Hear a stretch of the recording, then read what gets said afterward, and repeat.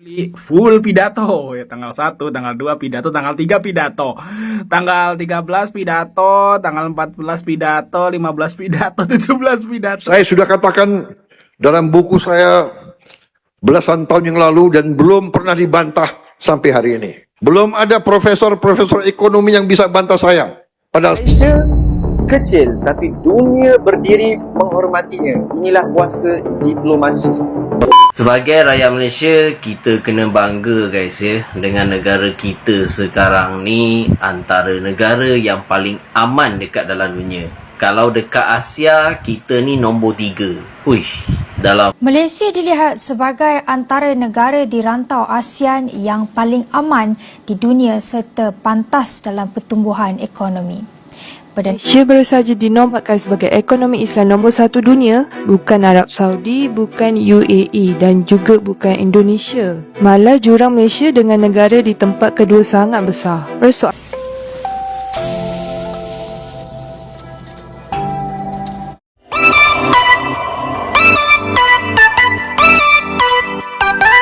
Hai, welcome back to my YouTube channel with me, Sari Ting Ting. Hai semuanya, apa kabar kalian? Semoga dimanapun kalian berada, tetap diberikan kesehatan, dipermudahkan, dilancarkan apa yang kalian kerjakan ya, amin. Nah, sebenarnya pidato kepada publik, rakyat itu penting tak sih? Nah, sebenarnya ada pentingnya juga ya. Tapi tak selalu. Nah, kalau terlalu sering, apalagi dengan kebijakan-kebijakan yang dibuat itu macam tak menampakkan hasil kepada rakyat, rakyat pun rasa risih hari-hari pidato gitu ya. Nah, ternyata saya tengok pidato Bapak Presiden ini 1 bulan itu macam full ya. Oke teman-teman, nanti kita tonton ya. Kita ini masih sibuk lagi pidato, sedangkan negara lain dah melaju ke depan ya. Contohnya saya tengok baru-baru ini ada berita kalau Malaysia itu adalah ekonomi Islam terbaik ya, terbesar di dunia. Lagi pencapaian di sini ditulis Malaysia negara ketiga paling aman di Asia, ke-12 di dunia. Wow, luar biasa ya. Oke teman-teman, kita tonton beritanya macam mana. So pastikan kalian tontonnya sampai akhir ya. Jom. Bad news guys ya, di bulan Juli full pidato ya, tanggal 1, tanggal 2 pidato, tanggal 3 pidato. Tanggal 13 pidato, tanggal 14 pidato, 15 pidato, 17 pidato. Hari-hari 20 pidato. Uset pidato guys, full ya. Juli jadwal pidato teman-teman ya. Siapin ya cash. Moga pidatonya nggak ngawur ya guys ya, biar nggak ada guncangan market yang terlalu dahsyat. Sekitar 8.000 WNI ajukan permohonan untuk melepas status kewarganegaraan Indonesia. Ini menarik nih. Kok banyak banget orang nggak mau jadi WNI lagi? Masa iya jadi WNI nggak enak? Nggak mungkin lah. Nggak mungkin. Tapi faktanya memang selama 5 tahun terakhir ada sekitar 8.000 orang yang request buat copot status WNI-nya. Ada yang ngelakuin ini karena pekerjaan, pendidikan, dan juga ningkatin kualitas hidup. Pada pindah ke negara kayak Singapura, Australia, Jepang, dan sebagainya. Semua bisa kamu baca di artikel Tempo yang ini. Selain itu juga ada berita ini nih. Ramai WNI pindah ke Jepang jadi supir bus dengan gaji 50 juta per bulan. Tadinya saya pikir hoax nggak sih ini? Ternyata ini beneran. Bisa kamu cek di video Kompas yang ini. Intinya di Jepang itu lagi butuh tenaga kerja. Kekurangan supir mereka. Karena banyak supir di sana yang udah pada tua. Makanya ada beberapa WNI yang jadi supir-supir di sana dengan gaji sekitar 50 juta. Saya lihat berita-berita kayak gini tuh happy karena ada saudara kita yang hidupnya alhamdulillah di sana. Tapi jujur li, di dalam hati ada suara WNI ya. Nah, bukan cuma Jepang, soalnya ada juga berita ini. Kaget, gaji supir bis di Singapura tembus 60 juta. Nih gaji. saya sudah katakan dalam buku saya belasan tahun yang lalu dan belum pernah dibantah sampai hari ini. Belum ada profesor-profesor ekonomi yang bisa bantah saya. Padahal saya bukan ahli ekonomi. Tapi angka adalah angka. Matematik adalah matematik. Apa yang saya sampaikan belasan tahun yang lalu, yang terjadi di Indonesia ini adalah mengalir keluar kekayaan bangsa Indonesia ke luar negeri. Dalam bahasa yang keren, net outflow of national wealth. Kekayaan nasional kita mengalir ke luar negeri. Oke teman-teman, nah tadi kata Bapak Prabowo pidatonya ya, tak ada yang bantah ya pakar-pakar ekonomi. Nah saya ada baca komentar lah dekat sini ya, katanya gimana mau bantah, lu aja nggak mau dengerin. Bukan nggak ada yang bantah Pak, tapi nggak ada yang mau baca. 10 tambah 6 sama dengan 17, belum ada profesor yang bantah. Oke lah teman-teman, nah gitu ya, tak ada yang bantah katanya ya. Kira-kira kenapa tadi katanya uang kekayaan Indonesia itu lari ke luar negara, ke asing katanya ya. Ya karena kita sendiri yang tak pandai mengelolanya, boleh sampai terkeluar ya. Padahal katanya negara kita itu banyak semuanya di sini ya, kekayaan alam. Tapi kita tak pandai kelolanya, ya orang lain lah yang lebih pandai kan. Kita jual dengan harga yang murah, nanti kita beli dengan harga yang mahal. Kan di sini di dimensi yang berbeda ya. Di negara yang berbeda, Malaysia ya, banyak pencapaian-pencapaian yang luar biasa yang mereka ciptakan. 1 tahun kebelakangan ini memang luar biasa saya tengok. So jom kita tonton dulu beberapa videonya ya. Sebagai rakyat Malaysia, kita kena bangga guys ya, dengan negara kita sekarang ni antara negara yang paling aman dekat dalam dunia. Kalau dekat Asia, kita ni nombor 3. Uish, dalam top 3 lah juga kan. Tapi dekat dunia, berapa bang? Ya, sabar. Ini yang kita nak bahas ni. Kalau ikutkan menurut indeks keamanan global, GPI guys ya, yang sekarang ni lah kan, kita nombor 12 dekat dalam dunia guys. Kalau korang tengok, kita nombor 12. Kita boleh katakan bersama dengan negara-negara yang boleh katakan komplit memang maju dan hebat ya. Di atas kita ada Denmark, ada Japan, ada Finland, Singapura, Portugal negara Cristiano Ronaldo. Lepas tu ada Austria, Ireland, Slovenia, Switzerland, New Zealand dan Iceland. Sebenarnya Iceland tu negara dia memang favourite aku juga guys. Dan terus serang Malaysia nombor 12. Kita sebagai Malaysia, kita kena bangga dengan pencapaian negara kita. Aman dan boleh katakan ramai orang datang kerana rakyat Malaysia ni baik. Kalau kau tengok rakyat Malaysia macam kita ni, tak ada banyak masalah sangat kan dengan apa-apa kaum datang ke. Yang datang tu yang buat perangai. Tapi apapun, aku tak nak sembang benda tu. Tapi kita Malaysia negara yang, korang mungkin nak tahu kan, kenapa rakyat Malaysia ni, kita ni negara kita ni aman. Okey, sebab apa? Didikan kita daripada kecil sehingga kita besar, kita ni sentiasa hormati orang. Walaupun orang yang datang ke negara kita ni macam-macam, tapi kita tetap respect mereka. Tapi jangan sampai satu hari mereka buat kepala dengan kita. Korang tahulah kan? Tapi sekarang ni pun aku harap kita boleh sabar. Kita kena kekalkan rekod keamanan kita ni lah. Malaysia negara yang baik guys. Malaysia negara yang baik. Kita terima semua orang datang negara kita, tapi buatlah cara yang baik. Ada time kenalah berdikari sikit kan. Kan. Tapi harap Malaysia akan sentiasa jadi negara yang aman. Kita doa, itu penting. Doa negara kita ni sentiasa damai semua. 50-60 tahun nanti kita nak anak cucu kita duduk elok-elok. Itu je pesanan aku guys. Tolong jaga baik-baik negara ni. Tunjukkan image yang baik. Jaga perilaku kita. Kita rakyat Malaysia, buat bangga.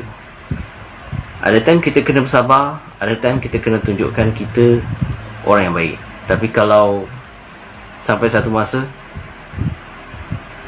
kita tunjukkan siapa kita, Malaysia. Ingat tu, yang penting kekalkan rekod yang baik.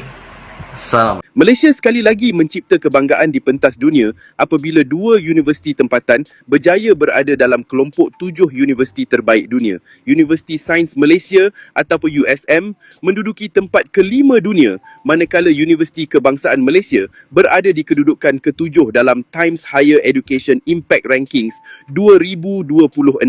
Penarafan ini melibatkan lebih 1,600 universiti dari seluruh dunia dan menilai sumbangan institusi pendidikan membanggakan terhadap matlamat pembangunan mampan pertubuhan bangsa-bangsa bersatu.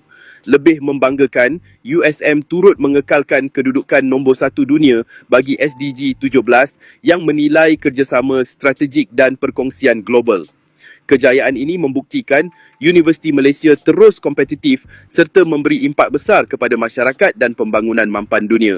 Pencapaian ini bukan sahaja mengharumkan nama negara, malah mengukuhkan kedudukan Malaysia sebagai hub pendidikan tinggi yang diiktiraf di peringkat antarabangsa. Kalau isi diesel bulan depan, harga dia bukan RM2.15 lagi. Dah turun jadi RM2.10 seliter. Tapi ada satu benda yang penting. Harga ini untuk rakyat Malaysia yang layak sahaja. Maksudnya, subsidi diesel bukan lagi terbuka sampai semua orang boleh tumpang sekali. Bukan warga asing, bukan penyelundup, bukan pihak yang memang tak layak. Yang layak beli diesel subsidi terus tipak, bayar macam biasa. Cuma pengesahan guna MyCard, dan untuk penerima budi diesel yang sebelum ini dapat RM400 sebulan, bantuan itu akan tertukar kepada subsidi terus masa isi minyak. Tak perlu mohon semula kalau dah layak. Had asas pula sampai 200 liter sebulan. Kalau pemilik pickup atau jeep diesel yang layak dan memang perlukan lebih, boleh mohon tambahan 100 liter lagi. Jadi poin dia mudah. Harga diesel untuk rakyat turun kepada RM2.10. Subsidi sampai kepada rakyat Malaysia dan duit rakyat tak bocor kepada orang yang tak sepatutnya dapat. Malaysia kecil tapi dunia berdiri menghormatinya. Inilah kuasa diplomasi. Ramai tidak menyedari, Malaysia baru sahaja mencipta sejarah besar di mata dunia. Sidang kemuncak ASEAN ke-47 baru-baru ini yang berlangsung di Kuala Lumpur bukan sekadar acara antarabangsa. Ia membuktikan bahawa Malaysia mampu memimpin dunia melalui kebijaksanaan diplomasi, bukan kekuatan ketenteraan.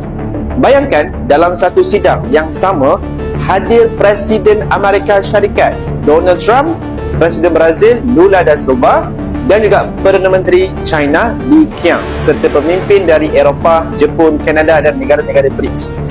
Mereka semua datang ni bukan kerana Malaysia negara besar, tetapi kerana mereka menghormati kehebatan diplomasi Malaysia dan kepimpinan yang terdiri oleh Datuk Seri Anwar Ibrahim. Seperti yang disebut oleh Menteri Komunikasi, Malaysia mungkin tidak memiliki senjata nuklear, namun cara kita mengemudi ASEAN dalam gelora geopolitik dunia membuktikan bahawa kita sebuah negara kecil dengan pengaruh yang amat besar. Malah, selepas sidang itu, nilai ringgit terus mengukuh, tanda keyakinan dunia terhadap kepimpinan dan kestabilan negara. Tahun 2025 menandakan Malaysia sebagai nadi ASEAN memperjuangkan suara rantau ini sebagai pusat keamanan, pelaburan dan masa depan Asia Tenggara. Namun, soalnya kini dalam dunia yang syarat dengan propaganda dan perebutan kuasa besar, adakah kita, rakyat Malaysia, benar-benar sedar betapa kuatnya negara kita ini apabila kita bersatu dengan maruah dan diplomasi?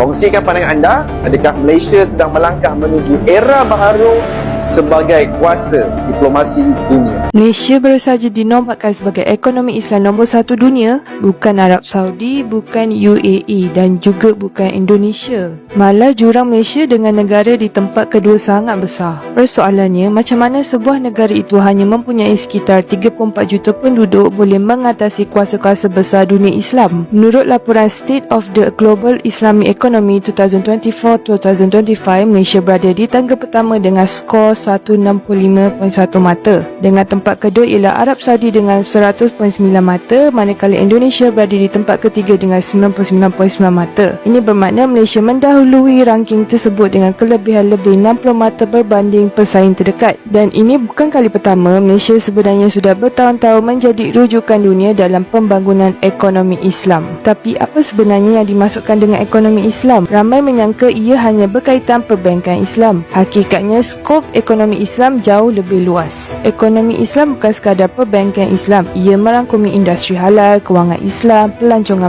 Muslim dan pelbagai sektor yang mematuhi prinsip syariah. Jadi ranking ini bukan sekadar mengukur kekayaan sesebuah negara. Sebaliknya, ia menilai sejauh mana sebuah negara berjaya membina keseluruhan ekosistem ekonomi Islam. Salah satu kekuatan kelebihan terbesar Malaysia ialah sektor kewangan Islam. Malaysia antara pusat kewangan Islam paling maju di dunia. Negara ini mempunyai rangka kerja perundangan yang lengkap, sistem perbankan Islam yang matang serta pasaran sukuknya menjadi rujukan antarabangsa. Malah banyak negara datang ke Malaysia untuk belajar bagaimana sistem kewangan Islam dibangunkan dan dikawal selia. Selain itu juga Malaysia mempunyai kelebihan besar dalam industri halal. Persenjilan halal Malaysia diiktiraf secara meluas di peringkat antarabangsa. Daripada makanan dan minuman sehinggalah kosmetik, farmaceutical dan logistik halal, semuanya berkembang pesat dan membantu meletakkan Malaysia sebagai hub halal dunia. Sebab itulah walaupun Malaysia lebih kecil daripada Arab Saudi ataupun Indonesia dari segi populasi, negara ini masih mampu mendominasi ranking ekonomi Islam global. Namun persoalannya yang lebih menarik ialah adakah rakyat Malaysia sendiri sedar bahawa negara kita sebenarnya menjadi penanda aras dunia dalam ekonomi Islam, atau kita masih terlalu fokus melihat kejayaan negara lain sehingga terlepas pandang pencapaian sendiri. Tulis pendapat anda di ruangan komen. Kalau anda nak tahu lagi info menarik tentang ekonomi, pelaburan dan pasaran kewangan, jangan lupa follow intraday.my. Kita jumpa lagi dalam video yang seterusnya. Bye. Oke teman-teman, nah itu tadi antara pencapaian-pencapaian daripada Malaysia. Tahniah sehari pun, walaupun orang Indonesia pun turut berbangga atas pencapaian-pencapaian itu. So terbaik ya, semoga Malaysia maju ke depannya lagi ya. Oke, so segitu aja video kali ini. Terima kasih telah menonton. See you, bye-bye.